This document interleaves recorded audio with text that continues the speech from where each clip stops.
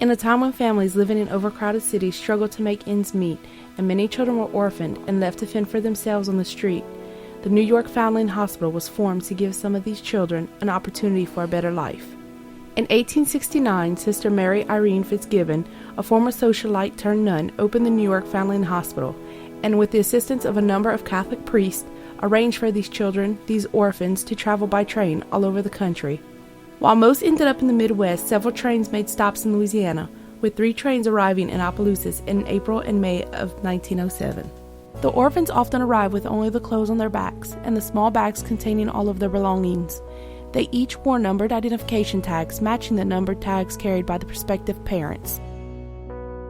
While life was not easy for many of the Yankee orphans arriving in Cajun country, and the French-English language barrier was a huge obstacle to overcome, quite a few of these displaced youngsters were welcomed with open arms, and over time became accepted members of their communities. Now, descendants and relatives of some of these orphan train riders share their stories. My name is James Douget. I'm a resident of Opelousas. My connection to the Louisiana Orphan Train Society is that I had an aunt and an uncle who were both New York orphans. My grandparents, Mr. and Mrs. Oscar Douget, who were residents of Point Bleu, Louisiana, they had heard about Father John preaching how we should consider taking in some of the New York orphans in the early 1900s. They were so moved by his plea that they went home and talked about it. At the time, they had no children. They finally decided that they would take in at least one, but they couldn't decide on a boy or a girl. My grandfather, Mr. Oscar, he wanted to take in a boy. My grandmother wanted to take in a little girl. At the time, they had no children of their own, so they finally decided to take one of each. With that, my aunt, Christina, and my uncle, Dominique, were taken in. For a long time, the family thought they were brothers and sisters. It wasn't until years later that we found out that they really weren't even related at all. I grew up not knowing the story of them being orphans. I always felt there was something unique, something different about my aunt. She had a different color hair. She had kind of a reddish hair at the time that I knew her. She had a little bit of an accent. Let's just say it was different from ours. She was loved by the family. She went on to have a long, happy life. She ended up marrying my uncle, Gustav West, and they ended up having children of their own. They lived most of their life in Point Bleu, but eventually moved to Ville Platte. I believe she died at the age of 82. My uncle, Dominique, I didn't get to know him, neither did most of our family, because he died at an early age. He died at the age of 13. He was killed in a hunting accident. The story went that he shot a squirrel and he got caught up in the branches. He climbed up the tree to retrieve it and fell out and unfortunately broke his neck. We loved our aunt. We always tried to treat her as one of our own. I think that maybe at one time she might have felt that she wasn't loved because she was never formally adopted. I think the reason being my grandparents, they may have felt that they actually did adopt her when they took her in. I can remember the story of when my grandfather passed away and the lawyer sat down with the family and made the statement that you're not entitled to anything. And she was heartbroken. But my father, he interrupted and said, no, that's our sister, and you make sure that she's included. For a long time, people didn't talk too much about them being orphans. It was kind of a hush-hush subject. But over the last several years, I'm happy to report that now we're proud that they were New York orphans, and we loved them just like we loved our own relatives. My name is Margaret Briley.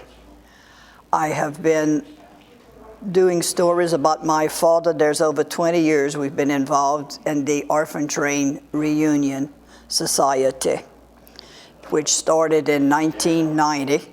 The first reunion was held in Lafayette.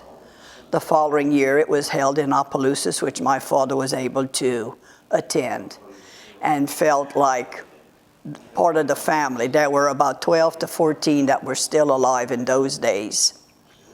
So today, I'll tell y'all about Daddy coming from New York to Louisiana in 1919. In 1917, my grandfather and grandmother, Emile and Evia Douget from Grand Prairie, or what they called Cataro community in those areas, went to the priest in Washington and filled out an application. They wanted a little 3-year-old boy with black hair and black eyes. 2 years went by, and they had not received the child. They wrote to the New York Foundling Hospital and inquired when they would send them the child they had so ordered, like a piece of clothing. Anyway, 2 months later, they sent a letter to my grandparents. It was number 48 on the letterhead, stating for them to go pick up Daddy in Lafayette at the depot at 2:40 in the morning. Don't be late. The train will not wait. These were very poor farmers at the time in Grand Prairie. So my grandfather had to get the police bureau to bring him by horse and wagon to the depot. They picked up Daddy, who was almost 5, a dirty blonde with blue eyes. But they loved him, and they gave him what they could. The only thing he remembers is when they reached Grand Prairie, there were so many people at the house, and there was all these farm animals. He was scared to death. They had to put him on the middle of the table, and he said the people would just walk around and look at him. Plus, they spoke only French. He spoke English. So how long did it take for them to be able to communicate, for him to tell them what he wanted or needed? As time went by, he started school in Grand Prairie. My grandmother worked in the fields so he could go to school. He graduated from Grand Prairie, at that time it was Grand Prairie Agricultural School, in 1933. He was one of 7 in that class that graduated. So you can imagine how small a community this is. I still live there, and there are still some people that remember the Orphan Train Riders because there were several that went to that area.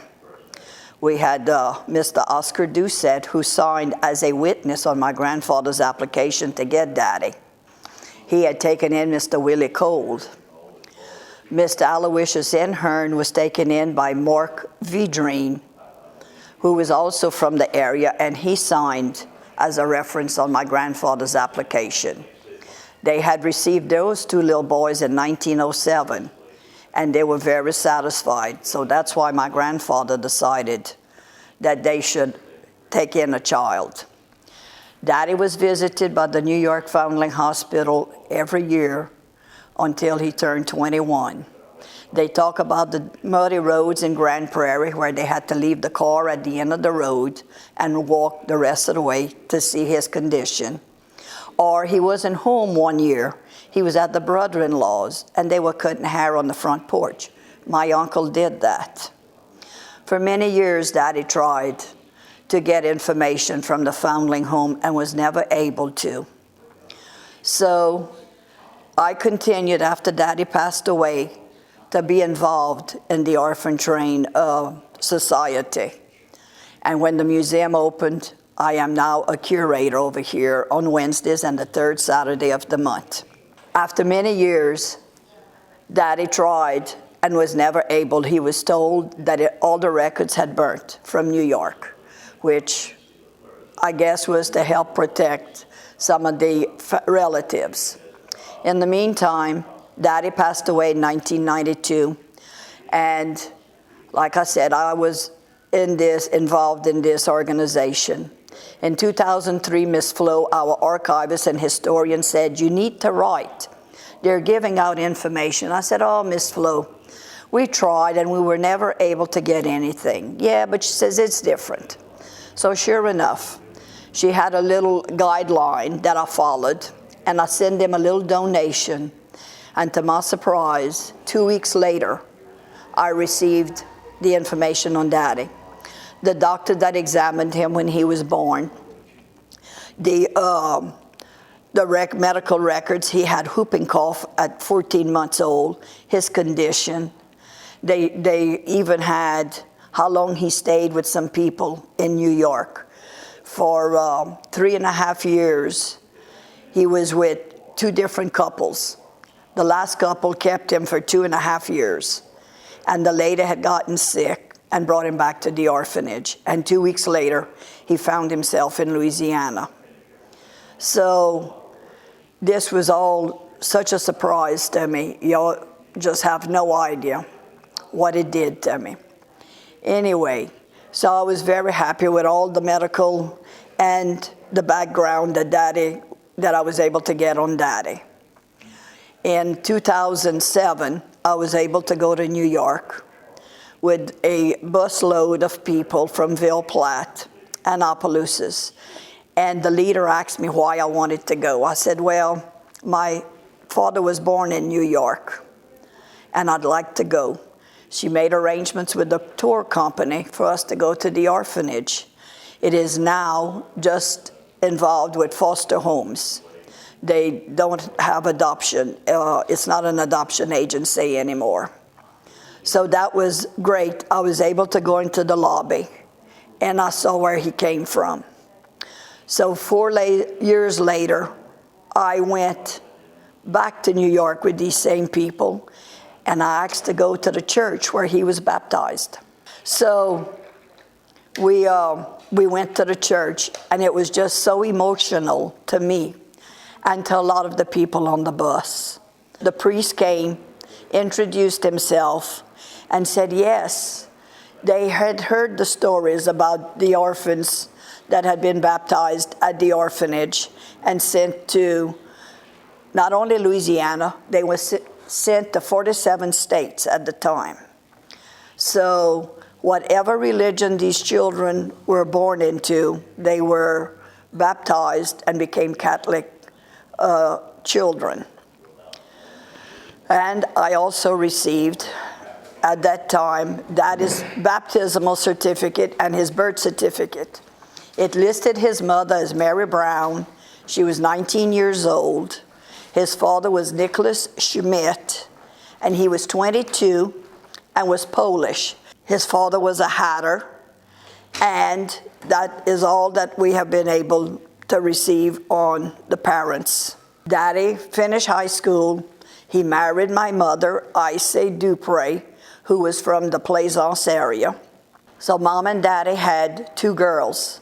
My sister Barbara was 8.5 years older than I was. We went to school in Grand Prairie where Daddy had attended. Sister graduated. Well, I finished early because I got married early. I was 16. Anyway, getting back to Daddy, he became a salesman for Plaisance Wholesale. He sold Mormon feeds. He sold Purina feeds. He was the last justice of the peace in the Plaisance Prairie area.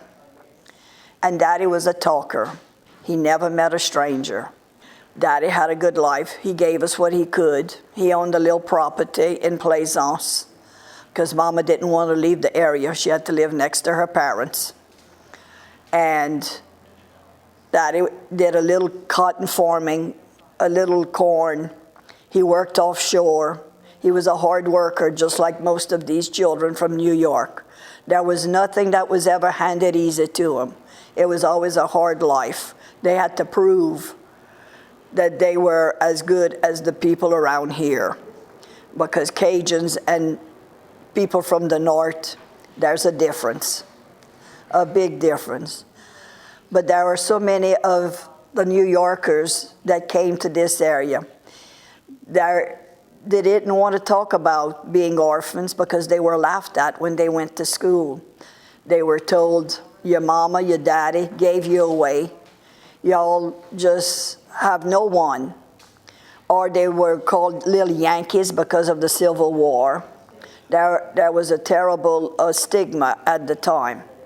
But my father never felt that way. He talked about it. He was open about it. And he had a great life. He really did. But I could remember seeing him sitting on the steps, just gazing into the, I'll say, the sky. And I knew what was going through his mind. Hi, my name is Barbara Ardwan Jesclard. I'm the granddaughter of Arnold Joseph Willoughby Stelly, who was a 1907 orphan train rider. He stopped at the Frazard area around Orneville, where his parents picked him up. He was taken in by the Stelly family. His dad's foster father's name was Ananya Stelly, and his mother's name was Noelie Stelly. He was 4 years old. He had just turned 4 years old. He could not speak French, so he had to learn a new language. And he knew he was from New York, but he never talked about it.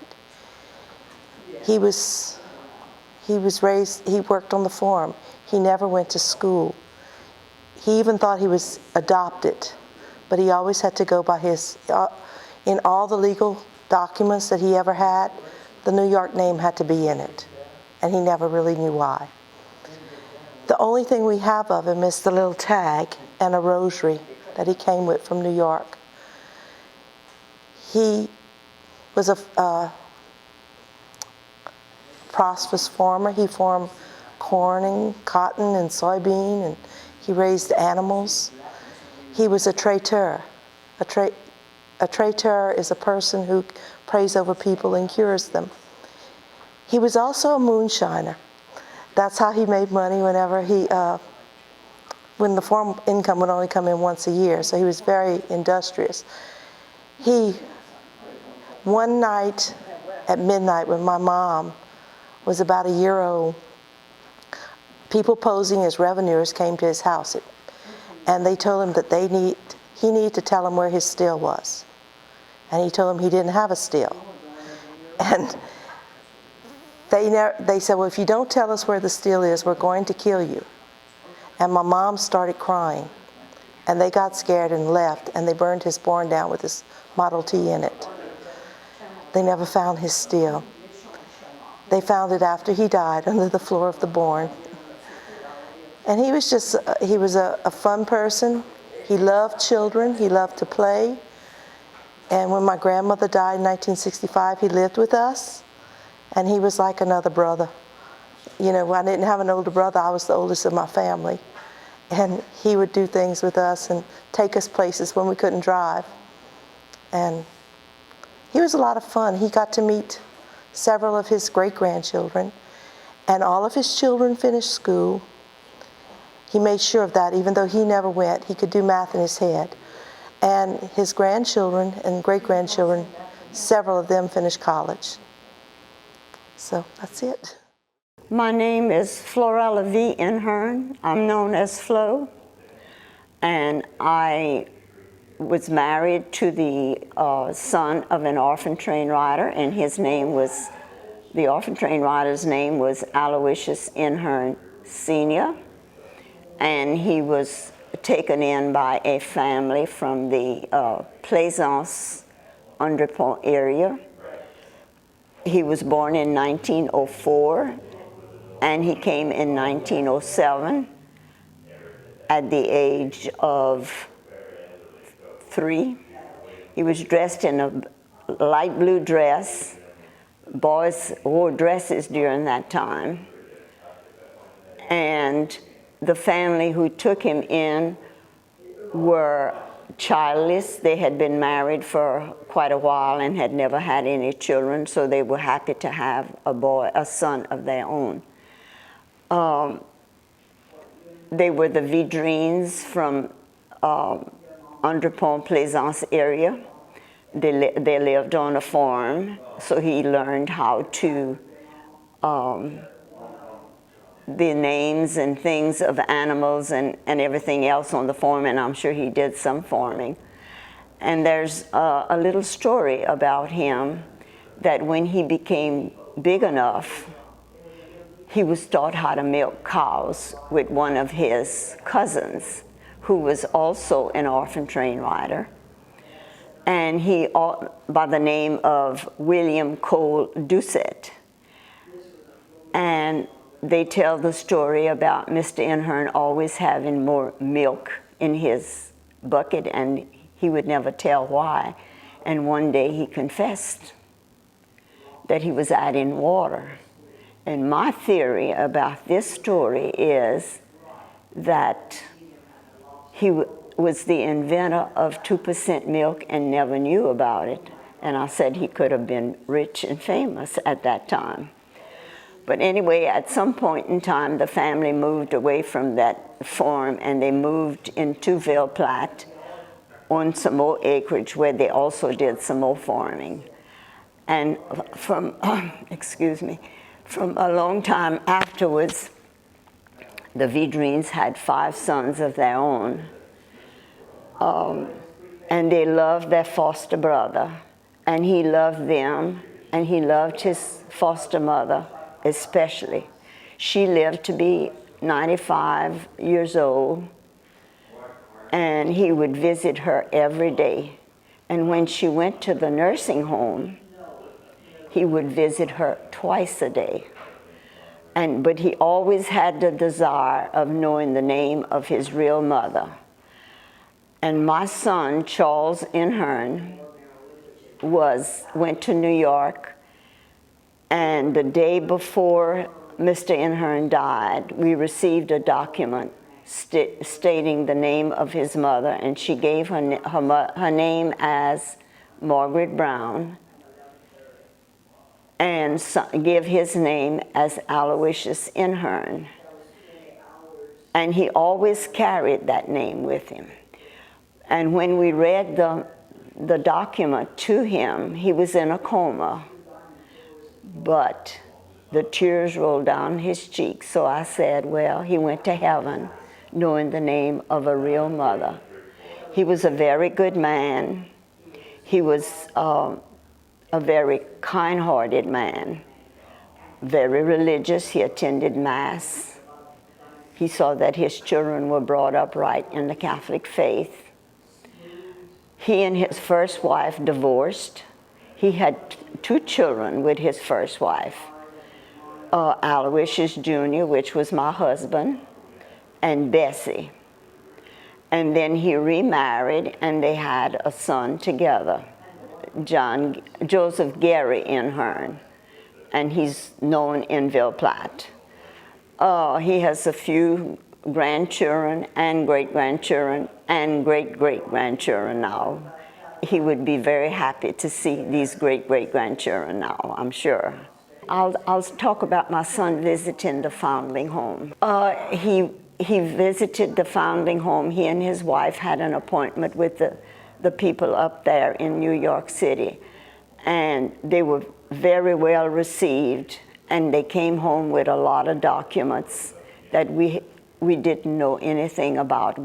They had a few documents in the Inhern family that had been preserved, but and my son did the DNA, and we found out that his grandfather's name was Wis Inhern, and he was living in Hartford, Connecticut, and that he came from County Cork, Ireland. So we know that Mr. Inhern was Irish, and so we're proud of that Irish line. Grandma also told us a story about him, and you may have to put that back somewhere. Told us a story about when he was growing up, they'd buy him toys, and he never wanted to play with the toys. He wanted a hammer, a nail, and a board, and he nailed all day long. And I said, well, it paid off. He became a master carpenter. He was known in the Ville Platte area as one of the best carpenters of his time, and built many of the big homes in Ville Platte. We dearly loved him, and I'm happy to be a member of that family. My name is Warren Lafleur. I live in Bel Air Cove, Louisiana.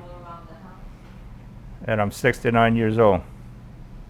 Stephen was born in 1900, and he came from the orphan train into Opelousas in 1904 or 05 he came.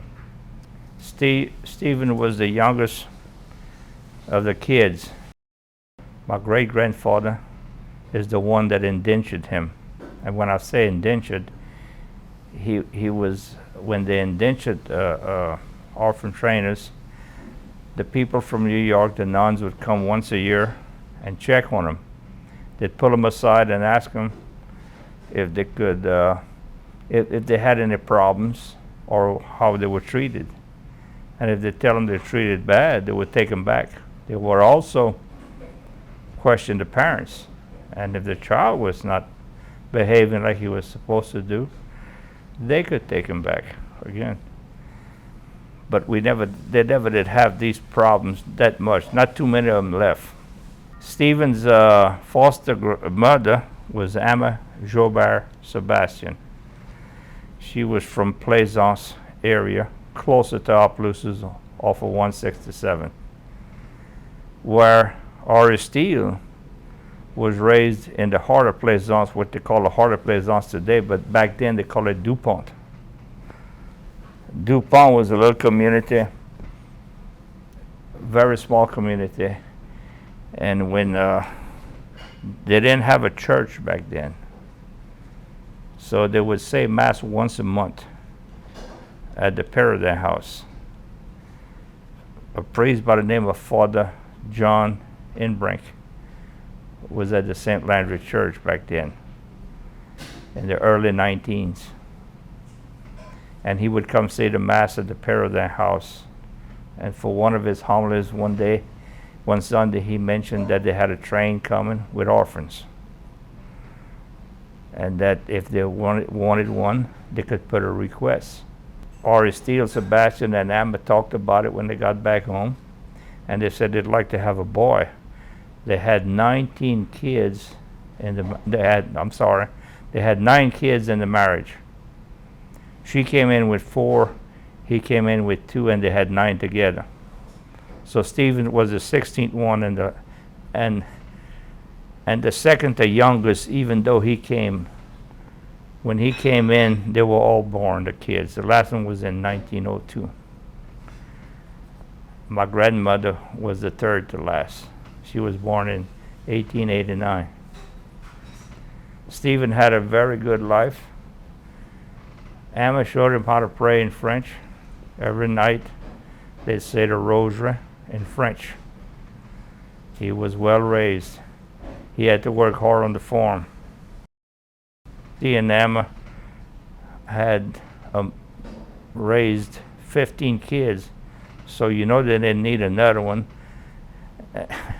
But they also were getting older, and maybe they had reasons for wanting another boy, because the 9 kids they had among them, they only had 2 sons, all the rest were daughters.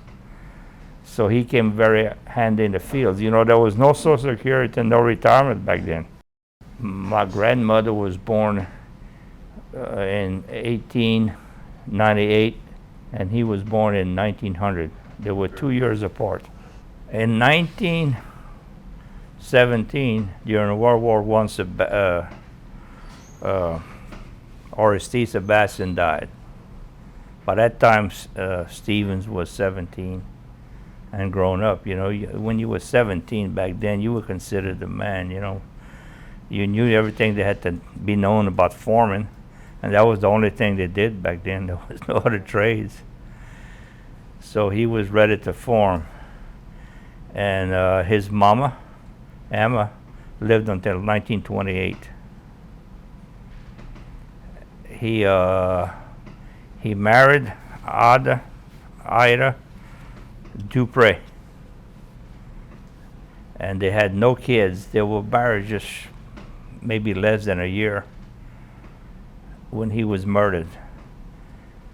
They were having difference, him and Ida, and her ex-boyfriend before she married Stephen was very jealous, On a New Year's Day, while he was playing cards at one of his foster uncle's house, Shirley Vedrine, and when he walked up to his horse, before he could say anything, he didn't have no knife, he didn't have no guns or nothing. He shot him and killed him with one shot. They called the coroner, and I have the record of the coroner over here and everything. And he died instantly.